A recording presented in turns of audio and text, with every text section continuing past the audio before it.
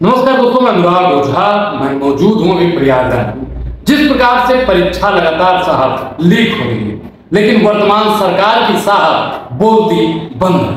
साहब जब paper leak होता है तो उस युवा से पूछिए, उस बच्चे से पूछिए, उस बच्चे के माता पिता के दर्द को साहब आप नहीं समझ सकते हैं, क्योंकि आप पढ़े लिखे हैं।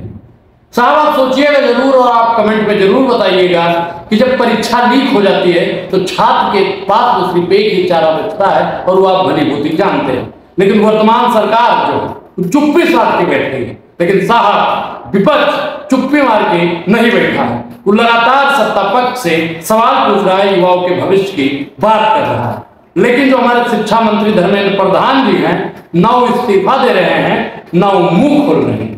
मैं ठीक जानता हूं साहब कि अगर कांग्रेस की सरकार होती और पेपर लीक हो जाता तो ये जो भाजपा की सरकार है ना साहब, जो विपक्ष में बैठे हुए भाजपाई होते उस सत्ता पक्ष की ईंट से ईंट बजा देते। लेकिन आज की जो सरकार है साहब, उनसे आप सवाल भी नहीं पूछ सकते हैं। और अगर आप बहुत हावी हो जाते हैं, आप क्रांति लाने की सोचते हैं, तो वर्तमान सरकार आपके ऊपर लाठी और डंडे बरसाने का काम करेगी। मैं आपको बात बता दूं कि कल एनएसयूआई जो कांग्रेस की है, एनएसयूआई वो छात्रों के हित को लेकर आंदोलन करने वाली है। लेकिन जो आज की सरकार है साहब, उसको कोई फर्क पड़ने वाला नहीं है। मैं इस सरकार को कहना चाहता हूं कि जो सुप्त चेतना में पड़े हुए मैं उन्हें जगाने आया हूं, तो देशद्रोहियों को उनकी औकात दिखाने आया हूं। तो ये जो पेपर लीक करवा देने वाली सरकार है साहब, ये हर चीज में लीक हो गए हैं। आप बताइए कि पेपर लीक हो जाता है, नीट का पेपर लीक हो जाता है, हर चीज का पेपर इनकी सरकार में साहब लीक हो रहा है।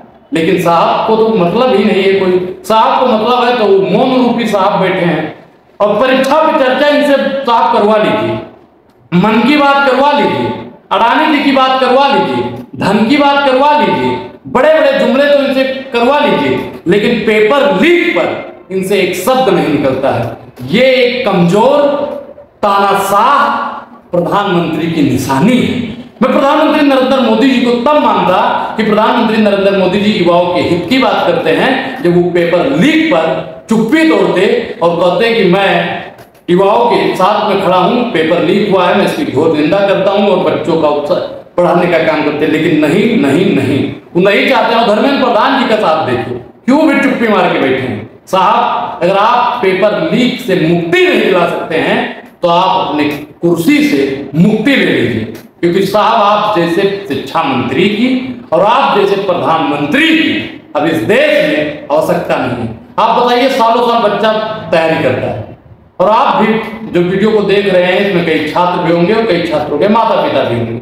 आप देख रहे हैं और आप सोचिए कि आपका बच्चा यूपीएससी का या यूपीपी का या फिर नीट का या किसी भी चीज का तैयारी कर रहा है और उसको पेपर देना है। 2 दिन पहले पता चलता है कि उसका पेपर लीक हो गया है, तो उसके ऊपर क्या गुजरेगी? साल भर की मेहनत साहब बर्बाद हो जाएगी। लेकिन साहब को क्या मतलब है? आप एक चीज सोचिएगा जरूर और मुझे प्रतिक्रिया भी अपनी दीजिएगा कि अभी 543 सांसदों का चुनाव होगा और उस चुनाव को अगर रद्द कर दिया जाए तो उन सांसदों के ऊपर क्या गुजरेगी जो चुनकर संसद में पहुंचने वाले हैं, संसद में पहुंच गए हैं।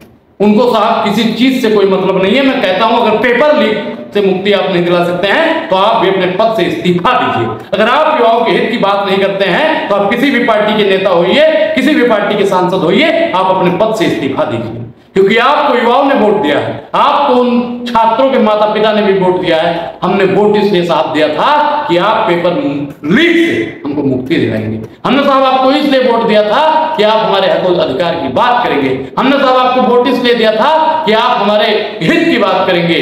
लेकिन साहब आप पेपर लीक हो जाता है तो आप चुप्पी मार के बैठ जाते हैं। एक नाकामयाब शिक्षा मंत्री की निशानी है। पहले क्या होता था साहब कि अगर पेपर लीक हो जाता था, पहले भी पेपर लीक हुए हैं, मैं नहीं कह रहा हूं कि भाजपा की सरकार में पेपर लीक होते हैं, पहले भी पेपर लीक हुए हैं, तो वर्तमान सरकार की जो सरकार हुआ करती थी उसकी जवाबदेही बनती थी।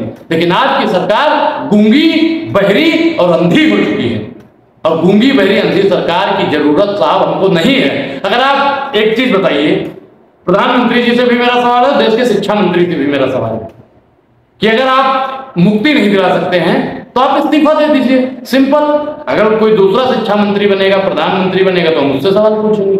लेकिन आप लोग कुर्सी के लिए साहब और जिसने पेपर लीक करवाया उन लोगों का कनेक्शन कहां कहां से होता है आप भली भांति जानते हैं। लेकिन आज की सरकार को ना कोई मतलब है ना इस विपक्ष को। विपक्ष के कुछ मुट्ठी भर लोग जो लगातार सत्ता पक्ष से पेपर मुक्ति को लेकर पेपर जो लीक हो रहा है उस पर सवाल उठा रहे हैं, लेकिन आज की सरकार के कान में साहब जू तक नहीं रेंग रही।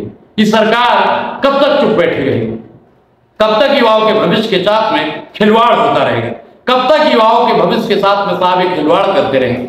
युवाओं को तो साहब सपने बहुत बड़े बड़े दिखाए जाते हैं कि आपको रोजगार दिया जाएगा, पेपर लीक से मुक्ति दिला दी जाएगी, फलाना होगा ढिमकाना होगा, लेकिन कब होगा इसका कोई जवाब देने वाला है?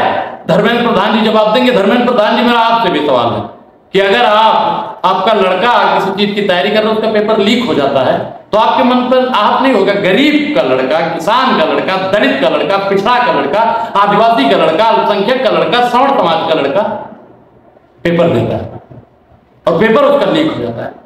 आप हिंदुत्ववादी बनते हैं, मैं आपसे पूछना चाहता हूं साहब कि आप बताइए कि उसमें कितने नीट का भी पेपर लीक हुआ है, उसमें कितना 5%, 10% लड़का रहा होगा अल्पसंख्यक समाज का, मुस्लिम समाज का 10% लड़का रहा होगा, और तो बाकी हिंदू समाज के लड़के थे साहब। ऊपर तो आपको बोलना चाहिए, लेकिन आप नहीं बोल रहे हैं। ये आपकी नाकामयाबी है। और जब तक इस देश की सरकार पेपर लीक से मुक्ति नहीं दिला देगी, तब तक हम युवाओं की आवाज उठाते रहेंगे, युवा के हित की बात करते रहेंगे। क्योंकि किसी ने लिखा था कि तलवारों के साए पर इतिहास हमारा बनता है, जिस ओर जवानी चलती है उस ओर जमाना चलता है। तो साहब सरकार को झुकना पड़ेगा और जितना भी पेपर लीक हुआ सबका भरपाई करना पड़ेगा।